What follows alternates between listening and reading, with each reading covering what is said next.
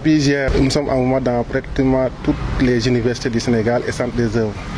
Les raisons sont nombreuses, mais je peux vous en citer quelques-uns, les plus saillants. D'abord, il y a le décret qui régit les PATS, qui n'est pas encore mis à la disposition de toutes les universités et centres des œuvres universitaires. Nous demandons que ce décret soit mis à la disposition des responsables au niveau des universités. Il y a aussi la retraite, la revalorisation de la retraite des travailleurs, l'amener à 65 ans, mais aussi revaloriser la pension de la retraite. Il y a aussi comme autre point les ISEP, qui sont des structures qui sont dans une autre coopération, autre que les PATS. Nous aimerions que ces ISEP-là soient réintégrés dans les PATS afin qu'ils soient considérés comme dans l'administration universitaire. C'est une grève de 48 heures non renouvelable? Oui, 48 heures non renouvelables en guise d'information et en guise d'alerte aussi, parce que depuis l'installation du ministre de l'enseignement supérieur, on a eu à faire des négociations avec le ministre. C'est vrai que le ministre prête une oreille attentive à nos revendications, mais quand même les actions manquent. Jusqu'à présent, il n'y a pas d'action. Donc cette grève-là, c'est en guise d'information et d'alerte aussi, pour que le ministre sache que vraiment, il est temps qu'il passe à l'acte. D'accord. Est-ce que ce n'est pas très tôt d'aller en grève vu que c'est un nouveau gouvernement qui vient de débuter? Non, c'est pas trop tôt parce qu'on ne s'est pas levé du jour au lendemain pour aller en grève.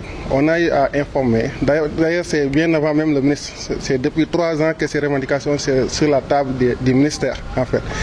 Donc, c'est le deuxième ministre qui est là par rapport à ces revendications. Et dès son installation aussi, il nous a reçus. On lui a envoyé notre parcours revendicatif. Il nous a reçus. Il a discuté là-dessus. Mais jusqu'à présent, rien de concret. Donc là, c'est juste pour l'alerter, pour l'informer que nous sommes prêts vraiment à passer à la vitesse supérieure si vraiment ces revendications ne sont pas prises en compte.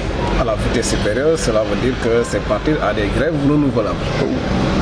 Peut-être, ou bien des mobilisations, des masses. En tout cas, tous les moyens qui nous seront vraiment possibles pour alerter et informer la population.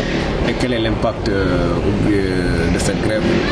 L'impact, oui. Vous savez, les PATS on les appelle souvent les travailleurs de l'ombre de l'université. Quand les PATS sont en mouvement, l'administration est bloquée. Les examens ne pourront pas se dérouler et d'autres activités de l'administration sont bloquées. Donc l'impact vraiment est très large au niveau des universités. En fait, parce que déjà l'intersyndical regroupe 6 syndicats des universités. Pratiquement, si vous remarquez bien, dans toutes les universités, les activités sont bloquées. Voilà. Donc on peut dire qu'au niveau national, le mot d'ordre a été bien suivi? Oui, bien suivi. Pratiquement partout, dans toutes les universités, le mot a été bien suivi. D'accord, nous vous remercions. Voilà, en Wolof.